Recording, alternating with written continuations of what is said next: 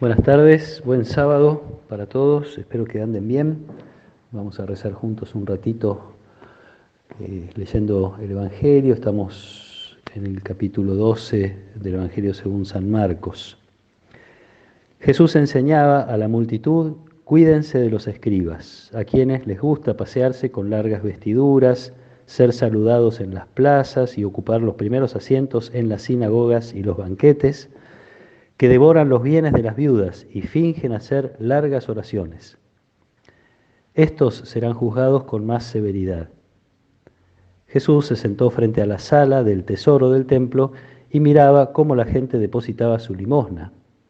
Muchos ricos daban en abundancia. Llegó una viuda de condición humilde y colocó 2 pequeñas monedas de cobre. Entonces él llamó a sus discípulos y les dijo: les aseguro que esta pobre viuda ha puesto más que cualquiera de los otros, porque todos han dado de lo que les sobraba, pero ella de su indigencia dio todo lo que poseía, todo lo que tenía para vivir. Palabra del Señor. Los maestros de la ley tenían una posición en la sociedad que es respetable, que es razonable. El problema es que ellos quieren ser tratados de una manera especial. Ser tratados como tales, como maestros, y maestros de la ley, maestros de la fe, etc. Pero Jesús advierte que roban y que fingen hacer largas oraciones.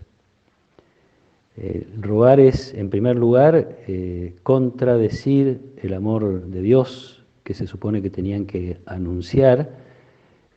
Muchas veces la Biblia señala que los preferidos, los que Dios más ama, por decir de alguna manera, son los pobres, expresados muchas veces con esta doble presencia que la gente reconoce: los huérfanos y las viudas, son como el signo de la pobreza. Estos son los elegidos de Dios. Del otro lado está la pobre viuda, una mujer que sí confía en Dios, cree en Él y le ofrece todo lo que tiene. Está entonces, por un lado, el egoísmo y la vanidad de las autoridades, que termina olvidando a Dios y entonces al prójimo, y que en todo caso, peor, tendría que decir, usa las cosas de Dios, usa lo sagrado para su propio beneficio. Y del otro lado, la confianza y la humildad de esta mujer, que uno podría decir es el mejor culto, el culto que Dios más espera, el culto de la confianza, de la entrega de la vida, de ponerse enteramente en las manos de Él. Y esto independientemente de cómo los hombres reconozcan o no reconozcan esa actitud.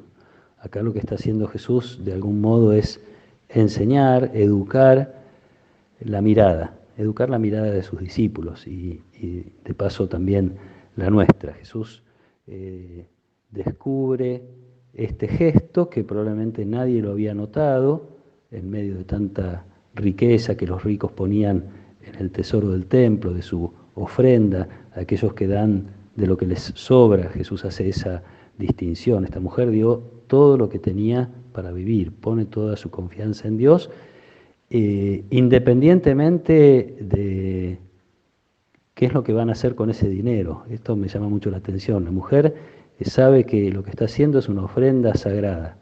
A lo mejor no sabe qué van a hacer los maestros de la ley o los sacerdotes o quienes sea que después tenían acceso a ese dinero que ella había dejado, pero en todo caso para ella es esto, es hacer una ofrenda sagrada. Nosotros tenemos experiencia seguramente de cómo quienes más ayudan a los pobres suelen ser los más pobres. Es muy significativo esto: el que ha pasado por la necesidad, el que conoce la necesidad, el que es capaz de compartir y también en el fondo capaz de confiar en Dios, porque yo comparto porque sé que Dios es providente, sé que Dios me va a atender, se va a ocupar de mis necesidades.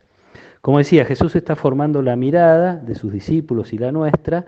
Me parece lindo crecer en este sentido, impedir que la mirada del mundo, muchas veces tan preocupada por las apariencias no se nos contagie. Pensar que nos pueden llegar grandes enseñanzas de personas que aparentemente no tienen mucho para dar o mucho para decir, de las personas más inesperadas, uno puede aprender mucho, como Jesús, el mismísimo Hijo de Dios, aprendiendo, podríamos decirlo de este modo, aprendiendo de la generosidad de esta mujer, celebrándola, alegrándose y haciendo que sus discípulos también compartan esa alegría. Parece este Evangelio una linda invitación a pedir a Dios que nos oriente nuestra mirada, que nos ayude a mirar estas cosas importantes que terminan develando quiénes son las personas realmente importantes, que no siempre son las que más brillan. Decía que no sabemos si Jesús está aprendiendo de ella, lo pienso a veces también respecto de la Virgen, qué cosas Jesús aprendió de María, de San José, como hombre que era, para crecer en el discernimiento de su camino y de su vocación. En todo caso, sabemos que Él que se entrega, Él que se da plenamente, Él pobre por excelencia, no podía decir, es el mismo Jesús. Él había expresado alguna vez, el Hijo del Hombre no tiene dónde reclinar la cabeza.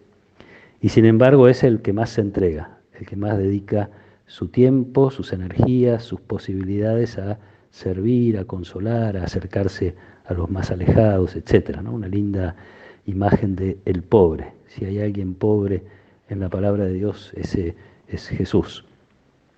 Y entonces pedirle también que nos ayude a tener esa pobreza, que no significa quedarnos sin nada material, significa reconocer las cosas que tenemos, significa compartir las cosas que tenemos, y no solo en lo material, aunque también, y ojalá cada vez más nos animemos a dar no de lo que nos sobra, sino de lo que podemos necesitar, compartiendo de corazón las cosas que Dios nos regala.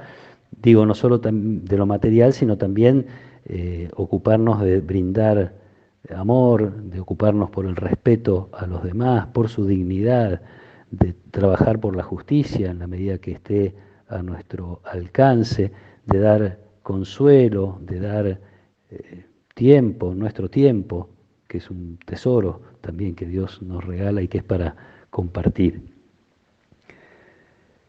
Pidámosle a Jesús que nos regale esa mirada para valorar realmente y justamente y con verdad a las personas, quienes son las personas realmente importantes a los ojos de Dios, y también que nos regale el deseo de acercarnos cada vez más a esta propuesta del Evangelio de vivir en la pobreza, absoluta confianza en Dios, que nos hace capaces de ser muy generosos con todas esas riquezas que sabemos que Dios nos puede dar porque nos las ha dado y sin duda va a seguir haciéndolo.